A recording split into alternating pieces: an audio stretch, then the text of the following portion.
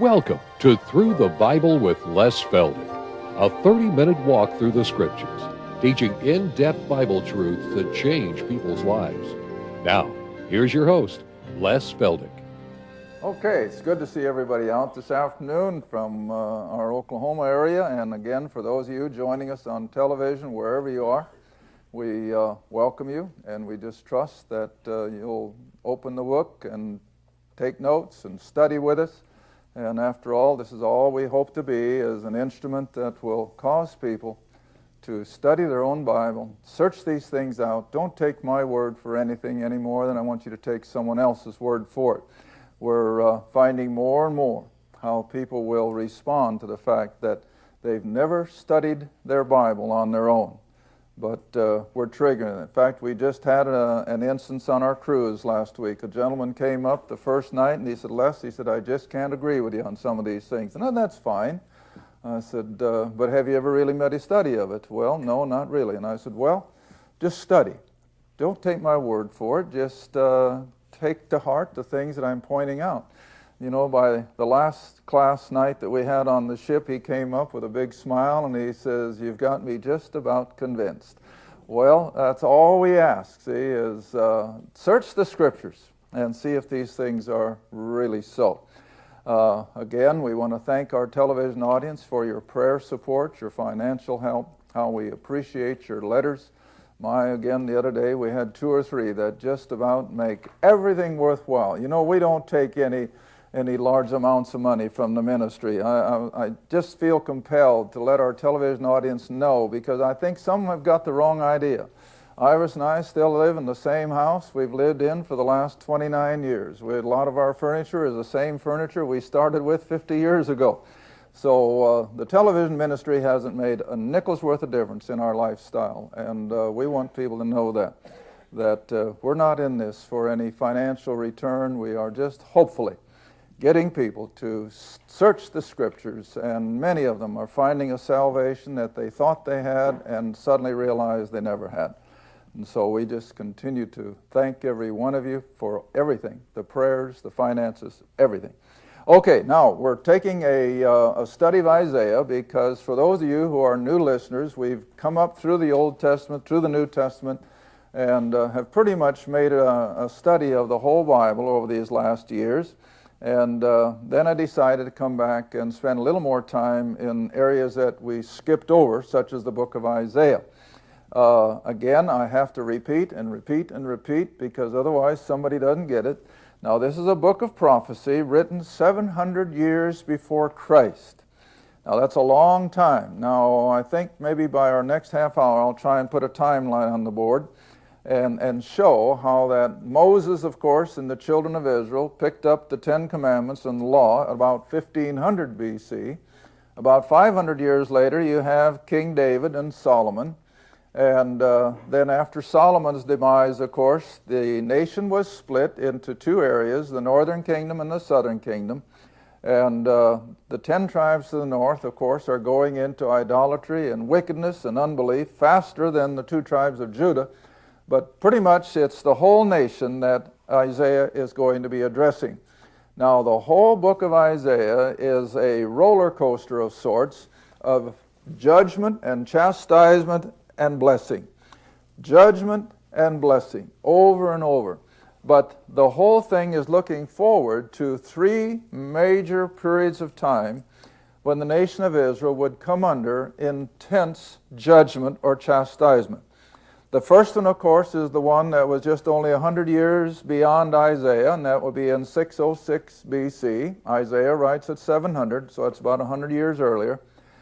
And that's a reminder. God's wheels turn ever so slowly. And here's Isaiah prophesying what's going to be coming on the nation of Israel, but it doesn't really reach fruition for 100 years. And so that's, again, why I always temper our excitement for the rapture. Yes, I think it's close, but on the other hand, God's wheels turn so much slower than we think they should, that we can't just rest and say, oh, well, the Lord's coming next week, so what? I'll never forget, a fellow wrote from Pennsylvania a couple springs ago, and he said, Les, I was just getting ready to plant an apple tree. And then it struck me, why?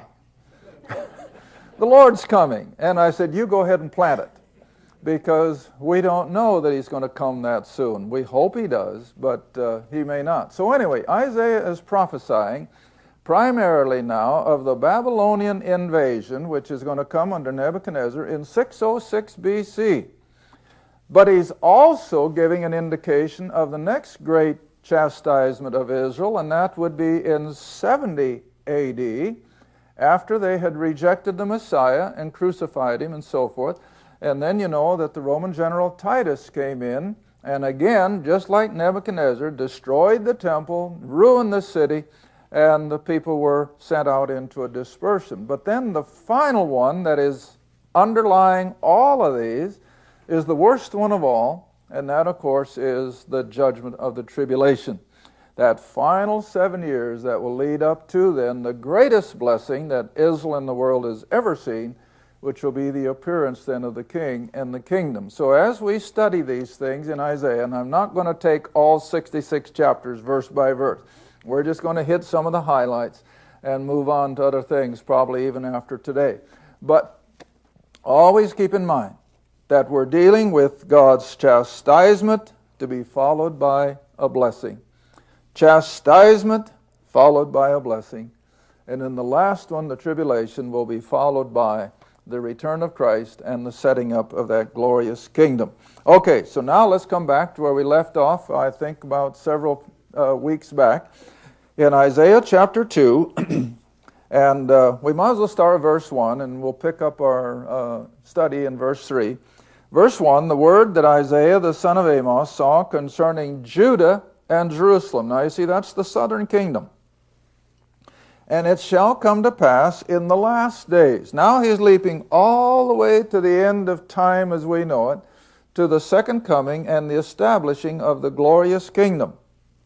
And it'll come to pass in the last days that the mountain, or the kingdom of the Lord's house, shall be established in the top of the mountains. It'll be above all other empires and governments. It'll be exalted above the hills, that is, the smaller states and nations. And all nations, now this is what we want to emphasize, that when this kingdom becomes a reality, it's not just going to be Israel, it'll be the whole world that will come under Christ's benevolent rule. All nations will flow to Jerusalem. And you remember when we studied this verse, I compared it with our present day world, where most of the world looks to America. You know, I read an interesting statement just last night on something, I don't remember where, but it was so apropos. So many people hate America. So many people think we're so awful. But this guy says, wait a minute. Open all the borders of the world, and where will they all go? Straight to America. Oh, they may think they hate us, but they also know there's no other place on earth like our beloved America. Well, we're just a little foretaste of what this glorious kingdom under Christ's kingship will be like, and all the world will literally flow toward and through Jerusalem. All right, now then, verse 3, we're going to move on. And many people shall go and say, come ye, let us go up to the mountain of the Lord, to the house of the God of Jacob. And he will teach us his ways, and we will walk in his paths, for out of Zion. Now remember, Zion is a little hill in Jerusalem. Not like the hymn writer puts it, we're marching to Zion, you know, the heavens. Zion is in Jerusalem, and that's the hill from which David's throne went forth. All right, and for out of Zion shall go forth the law and the word of the Lord from Jerusalem. It will be the capital of the world. And he will judge, or he will rule among the nations, plural. Rebuke many people, and they shall beat their swords into plowshares, their spears into pruning hooks. Nation shall not lift up sword against nation, neither shall they learn war anymore. It's this glorious coming kingdom. Now, all the Old Testament is looking forward to it, but the one that I like to compare the most is Amos. Now, if you'll move ahead with me, some of these are not easy to find, but find Daniel, Hosea, Joel, and then you should come to Amos. Daniel, Hosea, Joel, and then Amos, and move all the way to chapter 9, verse 13. Now, Amos is even writing quite a few years before Isaiah does. Amos is writing almost 800 BC. And he says basically the same thing. And of course, that's the beauty of Scripture. Amos, chapter 9, verse 13. Behold, the days come, saith the Lord, that the plowman shall overtake the reaper, the treader of grapes, him that soweth the seed. And the mountains shall drop sweet wine, and all the hills shall melt. Now, those are merely adjectives to describe tremendous production, tremendous food production. All right, verse 14. I will bring again the captivity of my people Israel. They shall build the waste cities, and they shall inhabit them. They shall plant vineyards and drink the wine thereof. They shall also make gardens and eat the fruit of them. And I will plant them, God says, upon their land. They shall no more be pulled up out of their land, which I have given them, saith the Lord. That's their prospects. It hasn't happened yet. And then there are those who say this never will happen. Well, then we might as well throw the book away and go home, because God says it will happen, and it's still future. All right, now then if you'll back up a few pages to Jeremiah 31:31, where we have the spiritual setting for this same kingdom. It's going to be physical.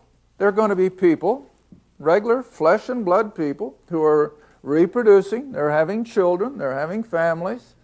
And this will be the spiritual setting. Jeremiah 31:31. And again, this hasn't ever happened yet, but it's going to. Now, for the born-again believer, we have a taste of it.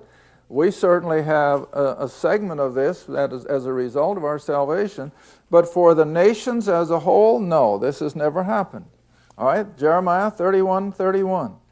Behold, the days come, saith the Lord, that I will make a new covenant with the house of Israel and with the house of Judah. This is what we call the new covenant. It's not made to the church, it's made to Israel.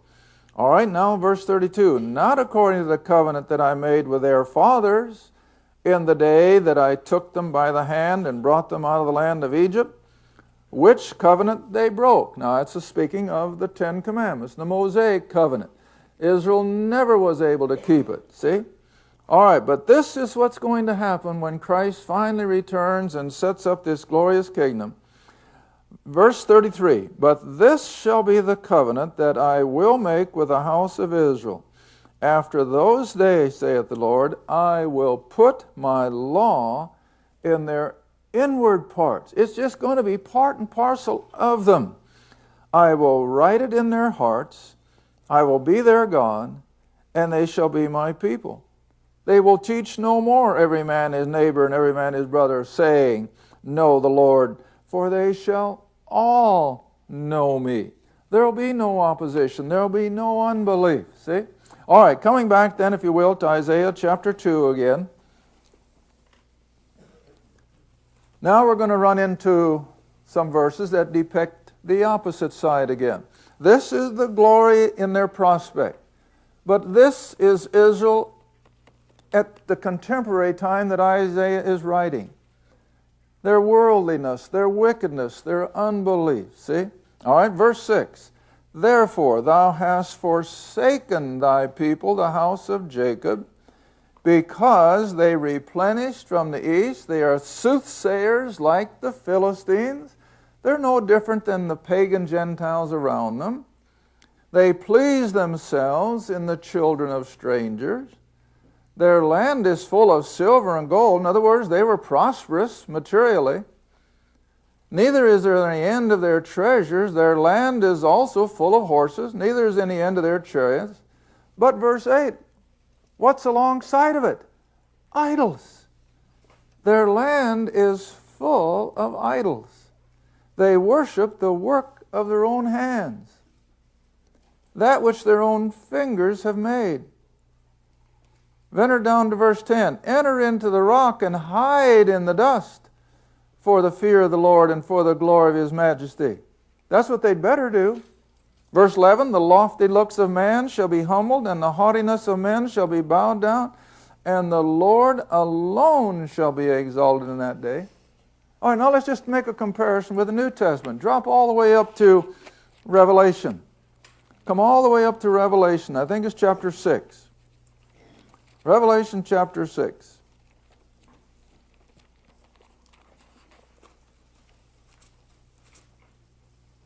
Verse 15 and 16.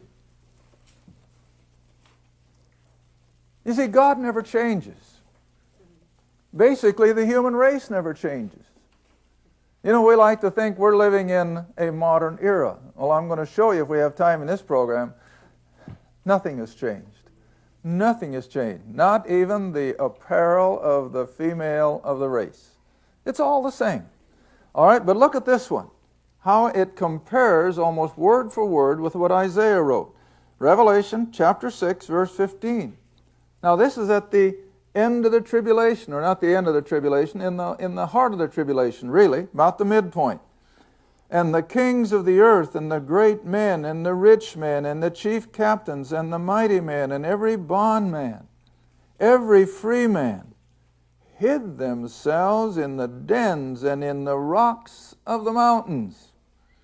And they said to the mountains and rocks, fall on us, hide us from the face of him who sitteth on the throne, and from the wrath of the Lamb. God isn't always a God of mercy and grace. He has shown His wrath in times past, especially with Israel, but the greatest showing of His wrath is yet future. And then verse 17, for the great day of His wrath is come, and who shall be able to stand? Well, that's the New Testament account of the final judgment, which will be those last 7 years. All right, back to Isaiah chapter 2 again. Isaiah chapter 2, verse 12. For the day of the Lord of hosts shall be upon every one that is proud and lofty, upon every one that's lifted up, he shall be brought low.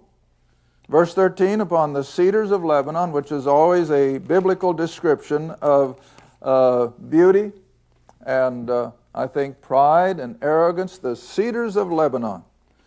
They're high and lifted up, and all the oaks of Bashan.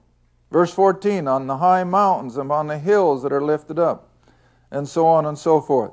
And then come all the way down to verse 19 again. They shall go into the holes of the rocks and the caves of the earth, for fear of the Lord and for the glory of His majesty, when He ariseth to shake terribly the earth. In that day a man shall cast his idols of silver, his idols of gold, which they made each one for himself to worship, to the moles and to the bats, to go into the clefts of the rocks, their fear of the wrath of God, and into the tops of the ragged rocks for fear of the Lord and for the glory of His majesty, when He ariseth to shake terribly the earth. Well, you continue on in chapter 3 now, and you'll find that it's the same thing, how God is going to be dealing with His idolatrous, wicked, worldly-minded nation of Israel. And the judgments are sure. And remember now, they're going to be in 3 periods of time. The immediate, or at least 100 years, in David's time, Isaiah's time, when Nebuchadnezzar will come and destroy the city and take the nation captive. The second one, remember, is when Titus comes in 70 AD, and then the third one just prior to Christ's second coming.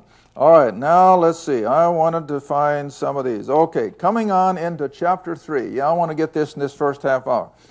Coming on into chapter 3, we continue. It's the prophecy concerning the devastation of the city of Jerusalem in particular, but the nation of Israel in general. And come all the way down, if you were, to verse 10 and 11. Let's start at verse 10. Because even in the midst of all of this idolatry and all of this wickedness, remember there's a remnant of Jews who still remain true to Jehovah. There's always that small percentage remnant.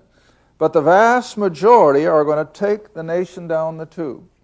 You know, that's why I've mentioned since we've been studying Isaiah, this is my fear of even our own beloved America. We are such a picture of ancient Israel, who had all of the opportunities and the privileges of understanding God and understanding His righteousness, but the vast majority walked it underfoot.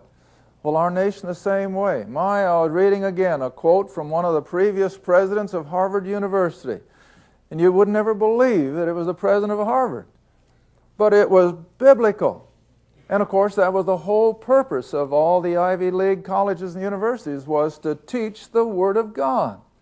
And now look at it. They scorn it. They ridicule it. Well, Israel was no different.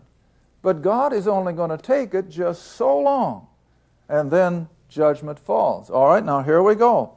In Isaiah chapter 3, verse 9. To the show of their countenance doth witness against them, and they declare their sin as Sodom. They hide it not. Woe unto their soul, for they have rewarded evil unto themselves. Sound familiar? We're right there. All right, now verse 10. Say to the righteous, that little remnant of believers, that it shall be well with him, for they shall eat the fruit of their doings. But now verse 11. Woe to the wicked. It shall be ill with him, for the reward of his hands shall be given him. As for my people, children are their oppressors, and women rule over them. O my people, they who lead thee cause you to err, and destroy the way of thy paths. The Lord standeth up to plead, standeth to judge the people, and he will enter into judgments with the ancients of his people and the princes thereof. For you have eaten up the vineyard. Now you want to remember that God uses the picture of a beautiful, productive vineyard to symbolize the nation of Israel. You remember one of the parables that Jesus gave back in Matthew. He prepared a vineyard, dug it up, fertilized it, irrigated it, got everything ready so it would be in peak production, and then left. You remember? So Israel is always depicted as a productive, beautiful vineyard. All right? Then come on down to verse 16. Moreover, the Lord saith, because the daughters of Zion, now who are we talking about? The women, especially the young women. All right? Moreover, the Lord saith, because the daughters of Zion are haughty, walk with stretched forth necks. What does that show? Pride, arrogance, and wanton eyes. Today we would call them what? Seductive. Walking and mincing as they go, and making a tinkling with their feet. Now, as you come down through these verses, I want you to see that everything we see today was already in vogue 800 years before Christ. Isn't that amazing? It can't help but make you smile. All right, verse 18. We'll just take a couple here. Our time's running out. In that day, verse 18.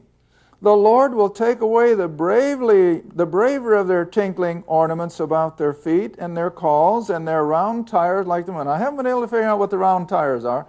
It must be a jewel of some kind, a bracelet or whatever. All right, the chains and the bracelets, verse 19, the mufflers, the bonnets, the ornaments of the legs, the headbands, the tablets, the earrings, the rings, and so help me, what's the next one? Isn't it amazing? And these kids today think that they are just discovering all this. It's as old as time itself, all right? The nose rings, the nose jewels, verse 22, the changeable suits of apparel. Well, this comes right out of a fashion magazine, doesn't it? The changing suits of apparel, the mantles, the wimples, the crisping pins, the glasses, the fine linen, the hoods, the veils. It's all right there. And we're no different today. God hated it then. He hates it now. But oh, they think that this is a sign of being modern. Well, I think I've made my point. It's as old as time itself. All right, now then, to finish up our minutes we have left. Verse 24, it shall come to pass. Because, see, Israel has gone to the place, that's all they're living for. That's all that matters to them. Their material wealth. Their everyday living to satisfy the desires of the flesh. God didn't mean anything to them. He was so far removed from their thinking. All right, so it shall come to pass that instead of the sweet smell, there shall be stink, it'll be an odor. And instead of a girdle, a rent. Instead of a well-set hair, a beautiful, well-coiffured hairdo, it'll be what? Baldness. What a difference. And instead of a stomacher, a girding of sackcloth. Burning instead of beauty. The men shall fall by the sword, and the mighty in the war. Her gates, now we're speaking of Jerusalem in particular, her gates shall lament and mourn, and she, being desolate, shall sit upon the ground. What does that depict? Not even an easy, comfortable chair to relax in. Everything that they thought was so important would be taken away. Now, it hadn't happened yet. You know, that's the beauty of prophecy. It writes as if it's already past, but it's still future. And, of course, this is looking forward to the time when first the Syrians will come in from the north and take the 10 tribes. And then about 100 years after that, here comes Nebuchadnezzar and the Babylonian horde, and they besiege Jerusalem. And thousands upon thousands of Jews lost their life in that siege. And then finally they break through and they destroy that beautiful temple. Now remember, all during this time, that glorious temple of Solomon is at the heart of all of Israel's thinking. Oh, they're religious to the hilt. They're proud of their temple. But there's no spiritual life. They are wicked. They are idolatrous. They're worshiping the gods of the pagans around them. And of course, that's going to be the primary purpose then of the Babylonian captivity, which will last 70 years, after which that remnant comes back from Babylon, will never again worship idols.